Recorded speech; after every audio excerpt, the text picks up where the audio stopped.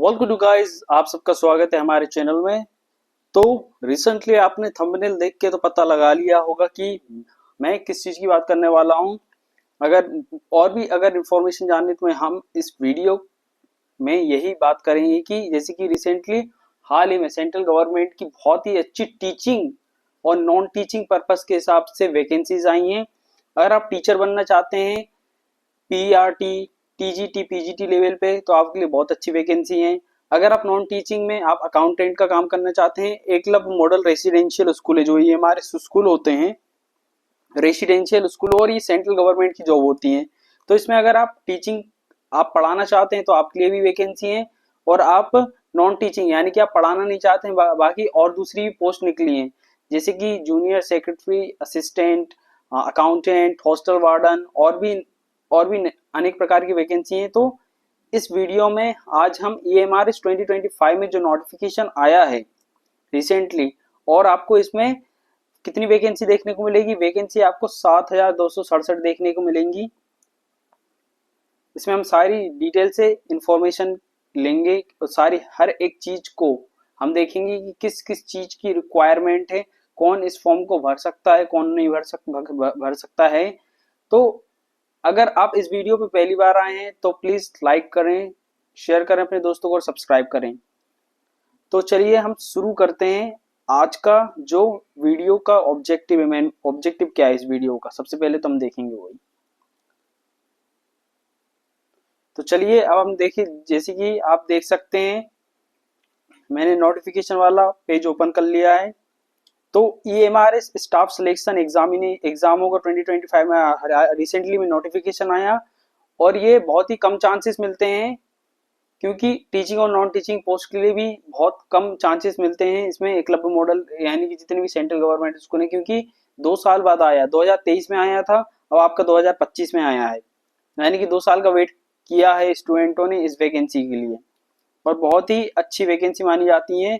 और ये main national education society for tribal students के लिए रहती है, जो ट्राइब जो शेड्यूल ट्राइब से बिलोंग करते हैं मोस्टली उन स्टूडेंट्स के लिए रहती है। तो इसमें हम सारी ही चीज कवर करेंगे, यानी कि इम्पोर्टेंट चीज देखेंगे। वैसे तो 50 पेज का है तो हम उसको पूरा नहीं पढ़ना, हमें जो इम्पोर्टेंट इन्फॉर्मेशन है हम उसकी बात करेंगे। तो सबसे पहले आपका डेट जो यानी फॉर्म फिलअप स्टार्ट हो चुके हैं 19 सितंबर से, और लास्ट आपको 23 अक्टूबर 2025 यानी कि अगले महीने तक आपको इसको 23 तारीख तक फॉर्म भरना है, फिलअप करना है।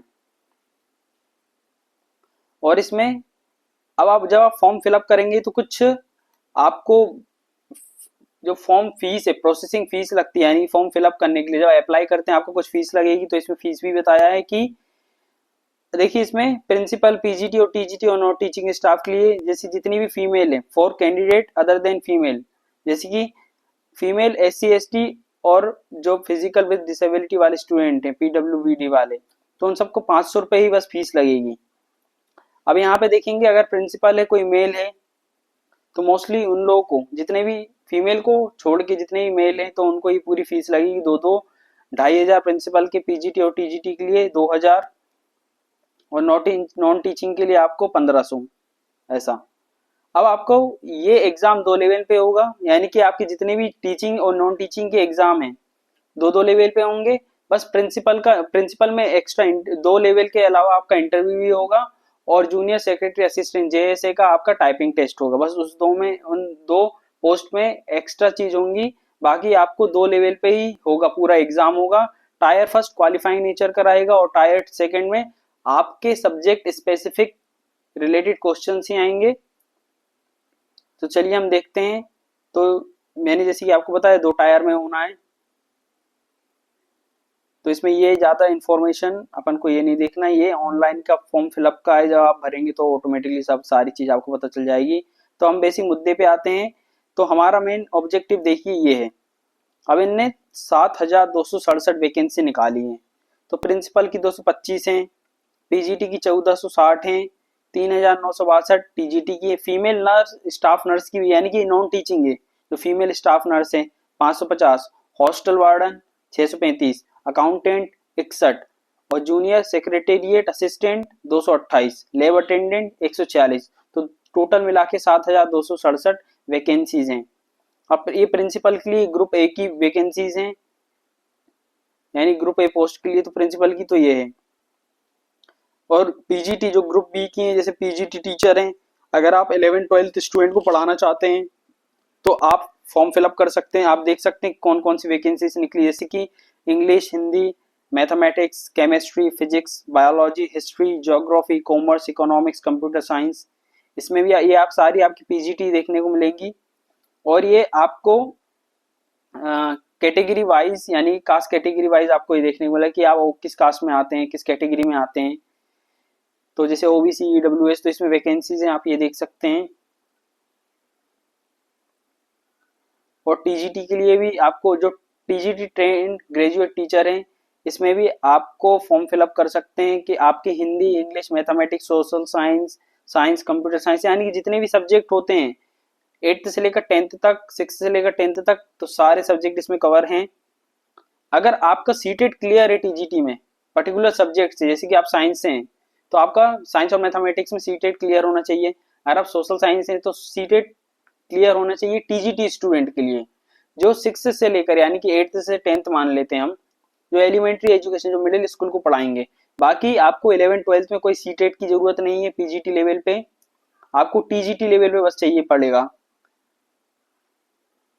और ये ट्रेंड ग्रेजुएट टीचर के लिए रीजनल लैंग्वेजेस हैं, तो ये भी आपको ऑप्शन आ जाएंगे कि आप किस लैंग्वेजेस में देना चाहते हैं। अब ट्रेंड ग्रेजुएट टीचर, जैसे कि अब म्यूजिक, आर्ट, पीईटी मेल, पीईटीए, फिजिकल एजुकेशन वाले होंगे टीचर, ये सब, तो लाइब्रेरियन, तो इन सब की भी वैकेंसीज निकली है। तो ये है। अब नॉन टीचिंग पोस्ट की बात करेंगे तो हॉस्टल वार्डन, मेल और female, female staff nurse, accountant, junior secretariat assistant, lab attendant, तो इनकी भी कुछ वैकेंसीज निकली, आप देख सकते हैं। अगर मैं इनको देखूंगा तो ज़्यादा टाइम लगेगा, तो आप इसको स्टॉप करके देख सकते हैं। तो बाकी यही है, और ज़्यादा रिसेंटली कुछ ज़्यादा इसमें कोई खास चीज़ नहीं, बाकी ये सब कुछ बताया है कि कौन कौन सी रिक्वायरमेंट होती हैं, तो बेसिक ये होती हैं। चलिए अब हम थोड़ा इसके बारे में थोड़ा एक्स्ट्रा चीज़ जो आपको देखना है कि कितने टायर में एग्ज़ाम होंगे। अब चलो उसके पहले हम थोड़ा सा क्या देख लें, हम पोस्ट देख लेते हैं कि लेवल ऑफ पे, ये कितना पे किया जाएगा। तो ये सब आप देख सकते हैं, इसको भी रोक के आप देख सकते हैं, मैं भी इसमें टाइम वेस्ट नहीं करूंगा। इसके लिए मैं एक्स्ट्रा वीडियो बना दूंगा कि कितना पे किया जाता है। तो ये सब अगर ज़रूरत रहेगा, वैसे ज़रूरत तो है नहीं, आप देख सकते हैं कि प्रिंसिपल के लिए 78,000 से स्टार्ट है, 2 लाख तक जाती है। पोस्ट ग्रेजुएट पीजीटी टीचर के लिए 47,000 है। तो अच्छी वैकेंसी के साथ आपको सेंट्रल गवर्नमेंट की जॉब है तो आपको अच्छा पैकेज मिलेगा। कहीं पे level 12, level 8, level 7, level 7, level 6, level 5, 5, 6, इन सब की आपको अच्छी खासी सैलरी मिलेगी। अभी बता रहे हैं कि मोड ऑफ एग्जामिनेशन कैसा होगा। तो टायर 1, यानी कि आपके 2 लेवल होंगे, पहले टायर 1 होगा, और टायर 1 क्वालिफाइंग नेचर का है। बस आपको जैसे कि 10 लोग हैं तो 10 में से कोई एक बंदा सिलेक्ट होगा, तो 1:10 का होगा। तो आप जो टायर 1 होगा वो एमसीक्यू बेस्ड होगा, आपको OMR based pen paper mode में होगा सबसे पहले। तो ये आपका ऑनलाइन नहीं है, पेन पेपर मोड में आपको ओएमआर शीट मिलेगी, तो गोले भरने पड़ते हैं, सीधी सी बात। और टायर 2 में क्या होगा, टायर 2 में आपका डिस्क्रिप्टिव क्वेश्चन पेपर होगा और एमसीक्यू भी होंगे। यानी कि फॉर एग्जांपल ये अभी हम देख के चलते हैं। देखिए ये प्रिंसिपल के लिए बताया गया है, तो आप देख सकते हैं प्रिंसिपल का टायर 1 ऐसा होगा। प्रिंसिपल का रीजनिंग न्यूमेरिकल एबिलिटी 10 नंबर की, जनरल अवेयरनेस 10 नंबर का, एकेडमिक एंड रेसिडेंशियल एस्पेक्ट जो आपको सिलेबस में बताया उसके हिसाब से पार्ट 3 में बताया 30 नंबर का, और पार्ट 4 में बताया आपका फाइनेंस एडमिनिस्ट्रेशन से रिलेटेड चीजें 30 नंबर का, लैंग्वेज कॉम्पिटेंसी टेस्ट 20 नंबर के, यानी कि ये तो 100 नंबर का हो गया। टी जो प्रिंसिपल के लिए 2 आवर्स, यानी कि 2 घंटे आपकी लिमिट है। ये तो टायर 1 है कि आपको ये क्वालिफाइंग नेचर का है, क्वालिफाइंग नेचर का बस आपको क्लियर करना, इसमें मेरिट का कोई लफड़ा नहीं रहता, बस आपको ज्यादा से ज्यादा नंबर लाने पड़ते हैं। अब जैसे कि ये बता रहे कि 1:10 का चलेगा, only for candidate who will be short listed in the ratio 1:10। तो 1:10 में जो भी शॉर्ट लिस्टेड होगा तो उन्हीं को सेकंड टायर, यानी कि इसका ही सेकंड जो फाइनल पेपर होगा, सेकंड फाइनल जो पेपर होगा, सेकंड टायर सेकंड होगा, इसी में से आपकी मेरिट लिस्ट बनेगी। पहला वाला तो आपको टायर 1 बस क्वालिफाइंग करना है, सेकंड में क्या है, सेकंड में आपको इसमें मेरिट में नाम आना पड़ेगा, आपको शॉर्ट लिस्ट किया जाएगा, जितने भी कैंडिडेट उनको शॉर्ट लिस्ट किया जाएगा। तो ये प्रिंसिपल का था, जैसे कि 55 क्वेश्चन आएंगे आपको, तो पहले में तो आपका एमसीक्यू था, दूसरे में भी ये बता रहे, देखिए ऑब्जेक्टिव 40 मार्क्स के होंगे और डिस्क्रिप्टिव आपका 15 मार्क्स का होगा, यानी कि आपको लिखना पड़ेगा। तो अब इसमें ऑब्जेक्टिव 40 नंबर के होंगे और डिस्क्रिप्टिव जो 15 क्वेश्चन होंगे तो वो 60 नंबर के होंगे। टोटल 55 क्वेश्चन है और टोटल आपको 3 घंटे मिलेंगे और 100 मार्क्स का पेपर होगा। तो इसमें आपको मेरिट में नाम आना है। और इसमें जितने भी एमसीक्यू हैं जो ऑब्जेक्टिव है उसमें 1/3, यानी कि 1/3 आपका माइनस मार्किंग हुई। फॉर एग्जाम्पल अगर आप क्वेश्चन करते हैं, 3 क्वेश्चन गलत हो जाते तो आपका 1 नंबर कटेगा, और एक क्वेश्चन गलत हो जाता तो 0.33, ऐसा 1/3। और प्रिंसिपल में फिर जो शॉर्ट लिस्ट हो जाएंगे तो टायर 3 भी होगा, इसमें 3 टायर होने प्रिंसिपल में, मैंने पहले बता दिया था। तो 40 मार्क्स का आपका इंटरव्यू होगा। चलिए मोस्टली हम तो इसकी बात करते हैं जो पीजीटी और इस लेवल पे, इन लेवल पे जो हमारा मेन फोकस है। तो आपसे देख सकते हैं पीजीटी में भी ये प्रिलिमिनरी, ये प्रीलिम्स की तरह होगा जैसे यूपीएससी में होता, पहले प्रीलिम्स तो फिर मेंस, तो इतना डीपली तो नहीं है, ये बेसिक है। इसमें भी पहले एक एग्जाम होता था ईएमआरएस में, एक एग्जाम दो, आपका मेरिट में नाम आ गया तो आप सिलेक्ट, बट इस बार 2 एग्जाम हो रहे हैं। तो टायर 1 में पीजीटी के लिए क्या है, पीजीटी के लिए आप देख सकते हैं तो टोटल 120 की चीजें आनी है, टोटल 120 नंबर का होगा पीजीटी के लिए।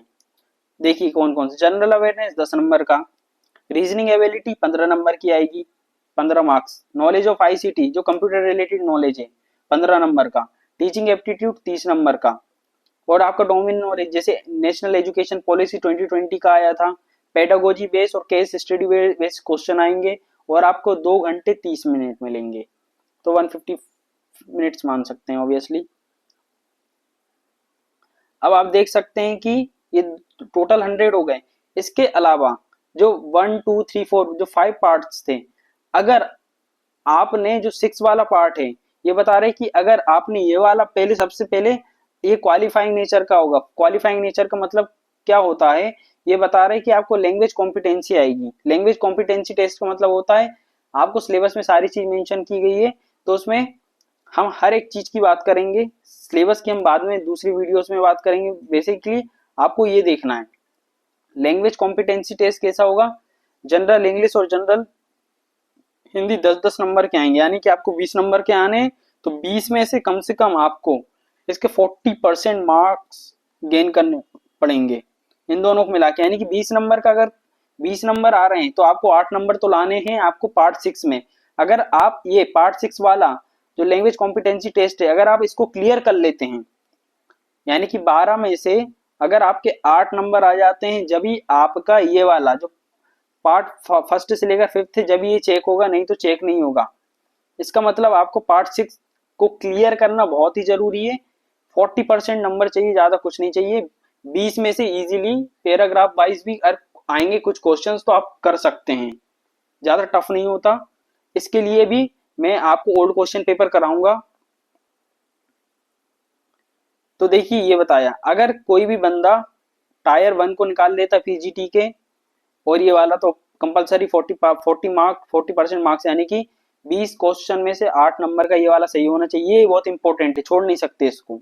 और जब ये आपको फिर ये वाला पूरा चेक होगा, इसमें भी लिखा है पार्ट 1st to 5th, यानी कि पार्ट 1 से लेकर 5 तक जो कैंडिडेट हैं उनको इवेल्युएट नहीं किया जाएगा अगर वो पार्ट 6 को, ये वाला पार्ट 6 को क्वालिफाइंग नहीं करते, यानी कि 20 में से 8 नंबर नहीं आते, तो उनका ये जो 1st से लेकर 5th पार्ट वाला हिस्सा है उसको काउंट नहीं किया जाएगा। तो आपको पार्ट 6 निकालना बहुत ही जरूरी है। तो आप 4-4 क्वेश्चन भी कर लेंगे तो चल जाएगा, आपकी बहुत ही इजी, ज्यादा टफ नहीं है, प्रैक्टिस पे डिपेंड करेगा ये तो। और देखिए जब आप प्रीलिम यानी टायर 1st निकाल लेते हैं तो आप क्वालिफाइंग नेचर का है, तो आप क्वालिफाई कर लिया, मेरिट उस पर नहीं बननी, मेरिट बनेगी आपकी सेकंड टायर पे। अभी बता रहे कि 1:10 जो स्टूडेंट सिलेक्ट होंगे, शॉर्ट लिस्टेड कैंडिडेट होंगे जिनने टायर 1 में प्रिलिमिनरी एग्जाम क्वालिफाई किया है, फिर उसके बाद आपको सब्जेक्ट नॉलेज आएगा। सब्जेक्ट नॉलेज से रिलेटेड जैसे पीजीटी है, और कोई मैथमेटिक्स से है तो उसको मैथमेटिक्स का सिलेबस दे दिया जाएगा, तो आपको वो पढ़ना है और इसमें पूरा मैथमेटिक्स ही पूछा जाएगा। आपका जो सब्जेक्ट है, अगर कोई ज्योग्राफी से, कोई हिस्ट्री से, कोई बायोलॉजी से, तो उनको पर्टिकुलर सब्जेक्ट से ही पढ़ना पड़ेगा। तो ये देखिए, ये बताया आपके 40, देखो ऑब्जेक्टिव तो आपके इसमें जो प्रिलिमिनरी है इस बारे में ऑब्जेक्टिव होंगे 1/3 माइनस मार्किंग होगी। तो इसमें तो आपको 4 ऑप्शन आएंगे और टिक लगा देने। आई मीन आपको टिक क्या, ओएमआर शीट में फिलअप करना। ओएमआर बेस्ड सारे एग्जाम होंगे आपके इसमें। और दूसरा इसमें भी यही बताया है कि इसमें आपको लिखने के लिए आएगा। लिखने के लिए कैसे आएंगे, 40 नंबर का तो ऑब्जेक्टिव आएगा, वही 4 ऑप्शंस रहेंगे, सिलेक्ट करो। और 15 क्वेश्चन ऐसे आएंगे लिखने के लिए। डिस्क्रिप्टिव का मतलब आपको क्वेश्चन दिया जाएगा और लिखना पड़ेगा। तो 15 क्वेश्चन 60 नंबर के, 40 ऑब्जेक्टिव 40 नंबर के। इसका मतलब 15 में से हर एक क्वेश्चन जो डिस्क्रिप्टिव होगा वो 4 नंबर का होगा। तो टोटल आपको 3 घंटे मिलेंगे टायर 2 में और 55 क्वेश्चन रहेंगे। जब आपका टायर सेकंड निकल जाता है या आप मेरिट में आ जाते हैं, तो आपकी सेकंड जो यानी कि जो मेरिट लिस्ट बनेगी वो टायर सेकंड पे ही बनेगी और फिर आपकी नौकरी लग जाएगी ऑब्वियसली, और कुछ नहीं, फिर वेरिफिकेशन प्रोसेस होगी। तो ये खास चीज थी। ऐसे ही टीजीटी में भी बताया गया है। टीजीटी में क्या कर दिया गया है, टीजीटी में आपका सारी चीज सेम है। टीजीटी में बस इसको 30 नंबर का कर दिया गया है।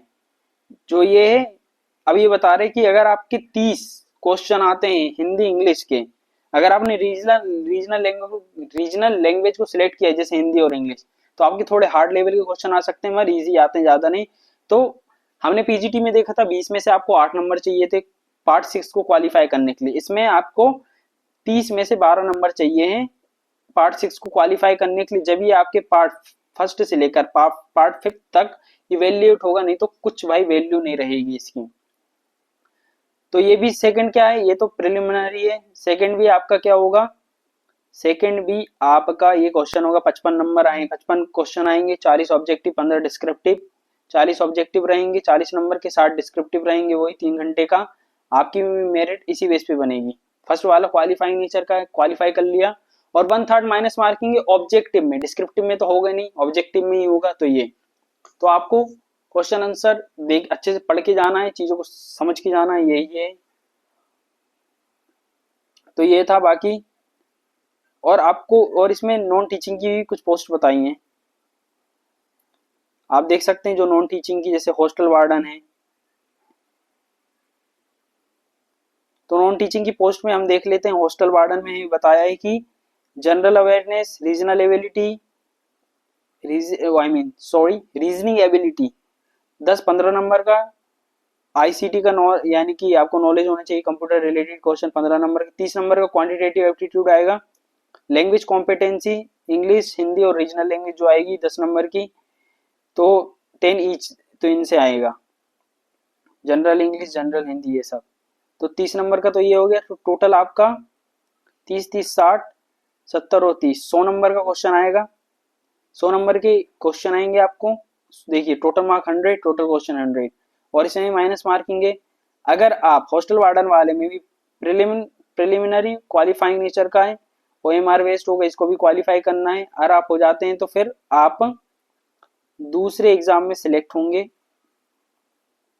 और ये बता रहे कि आपको आपकी जो लैंग्वेज, शेड्यूल लैंग्वेज, जैसे हमारे शेड्यूल, कॉन्स्टिट्यूशन के शेड्यूल 8 में 22 लैंग्वेजेस हैं, तो आप उनमें से कोई भी लैंग्वेज सिलेक्ट करनी होगी। 2 रीजनल लैंग्वेजेस जो आपको बहुत, एक तो इंग्लिश परफेक्ट रहे, एक तो इंग्लिश रहेगी और दूसरी हिंदी, या आप जहाँ पे भी रहते हैं तो आप अपने अनुसार चॉइस कर सकते हैं। अब देखिए इसमें भी यही होगा। इसमें भी हॉस्टल वार्डन वालों के लिए एक अलग से सिलेबस दे दिया गया है कि आपका सब्जेक्ट स्पेसिफिक क्या होगा, सब्जेक्ट नॉलेज एग्जामिनेशन, जो आपका सब्जेक्ट है उस बेसिस पे। अब हॉस्टल वार्डन में क्या, प्रीमिसेस से रिलेटेड पूछ लेंगे, हॉस्टल में बच्चों को कैसे रखना है, तो ये सब सारा सिलेबस दिया गया है। मैं उसको भी हर एक चीज बताऊंगा, नहीं तो बहुत बड़ा हो जाएगा वीडियो। बाकी अकाउंटेंट में भी सेम प्रोसेस, ज्यादा कुछ खास नहीं। नॉन टीचिंग में आपको सेम क्वेश्चन पेपर, और इसमें भी सब्जेक्ट स्पेसिफिक अकाउंटेंट में भी बताया गया है कि आपका क्या क्या पढ़ना है। और बाकी फीमेल स्टाफ नर्स सेम, इसमें भी इनका सब्जेक्ट स्पेसिफिक, इनको सब्जेक्ट दे दिया गया है कि आपको सब्जेक्ट में से क्या क्या आएगा। ऐसे ये है, आप ये भी आप देख सकते हैं जूनियर सेक्रेटेरिएट असिस्टेंट का। तो इसमें भी वही आपको कंप्यूटर से रिलेटेड आएगा। इसमें हाँ, इसमें आपकी टाइपिंग टेस्ट होनी है 50 नंबर की। जब आप टायर 1 और टायर 2 क्वालिफाई कर लेते हैं, यानी कि मेरिट में आ जाते हैं, फिर आपका ये होगा, फिर इसके बेसिस में मेरिट बनाई जाएगी। और ये क्वालिफाइंग नेचर का है, 50 नंबर का होगा तो आपको 20 नंबर लाने टाइपिंग वाले में, जूनियर सेक्रेटरी असिस्टेंट में। और ये लैब अटेंडेंट का है, आप देख सकते हैं सेम कहानी।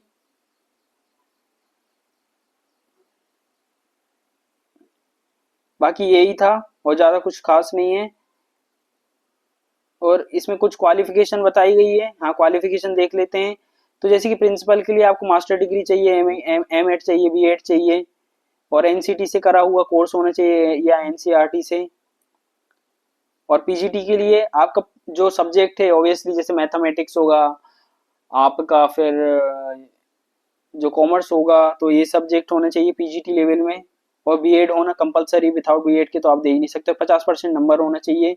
और 55 साल तक आप अगर ईएमआरएस के एम्प्लॉयज हैं तो आपको ये मिलेगा। बाकी 40 साल नॉट एक्सीडिंग 40 ईयर्स तक आपको फॉर्म फिलअप कर सकते हैं, उसमें सारी चीज लिखी जाती हैं। आइए बता रहे हैं कि अगर आप फिजिक्स में स्पेशलाइजेशन कर रहे हैं तो आपको भी ग्रेजुएशन लेवल में वही सब्जेक्ट पढ़ा होना चाहिए।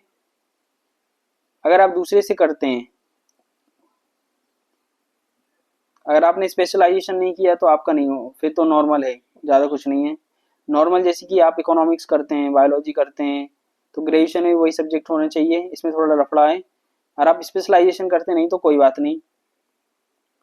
तो ये था। ऐसे पीजीटी टीजीटी में भी बताया, हाँ टीजीटी में तो आपको ये बताया कि आपको बीएड डिग्री होना चाहिए। और जो आपका सब्जेक्ट जैसे सोशल साइंस वालों का है तो ग्रेजुएशन में बीए होना चाहिए, हिस्ट्री ज्योग्राफी और ये सब्जेक्ट होना चाहिए। मैथमेटिक्स वाले हैं तो फिजिक्स केमिस्ट्री मैथमेटिक्स होना चाहिए। तो ये सब उनको बताया मैथमेटिक्स वालों को। और सीटेट सर्टिफाइड होना चाहिए कट ऑफ डेट के पहले। सीटेट सर्टिफिकेट इशू ऑन और before the cut off date. Cut off date के पहले आपका सीटेट सर्टिफिकेट होना चाहिए, सीटेट का इशू होना चाहिए। और पेपर 2 होना चाहिए, पेपर 2। यानी कि अगर जिसका सीटेट नहीं, दिसंबर का सीटेट दे सकते हैं।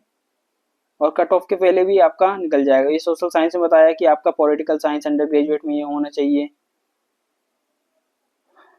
और आपकी रीजनल लैंग्वेज भी होनी चाहिए।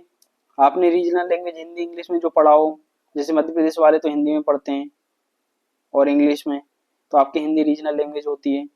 बाकी ये अलग अलग आर्ट टीचर, म्यूजिक टीचर, इन सब के लिए अलग अलग दिया है। देखिए आप देख सकते हैं इसकी आई मीन उस पर।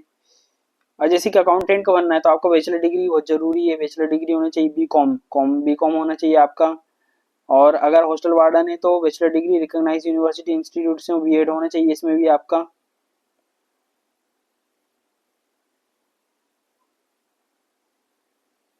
ज़्यादा कुछ खास नहीं, वैसे नॉर्मल भी लोग भर सकते हैं। तो आई जेएसए का है, 12th बेसिस पे है ये तो। बाकी यही कुछ खास, ज़्यादा कुछ खास नहीं, लेब अटेंडेंट ये सब है। और इसमें एज रिलैक्सेशन दिया है।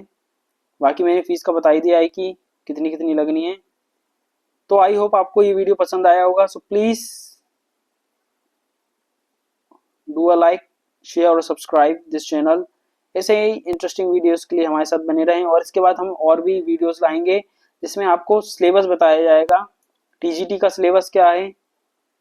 जैसे कि सोशल साइंस का बताऊंगा मैं, तो की सोशल साइंस ही हमारे चैनल पे मोस्टली आने वाला है। सोशल साइंस से रिलेटेड टीजीटी की तैयारी पूरी होगी, बस आप बने रहें हमारे साथ। अगर आप पहली बार आए हैं तो प्लीज़ लाइक करें, शेयर करें, सब्सक्राइब करें। और भी सब्जेक्ट का बताएंगे अगर ऑप्शन होगा उसमें। बाकी आपको सिलेबस बताया जाएगा नेक्स्ट, यानी कि जो वीडियो आएगा तो उसमें सिलेबस की बात करेंगे हम।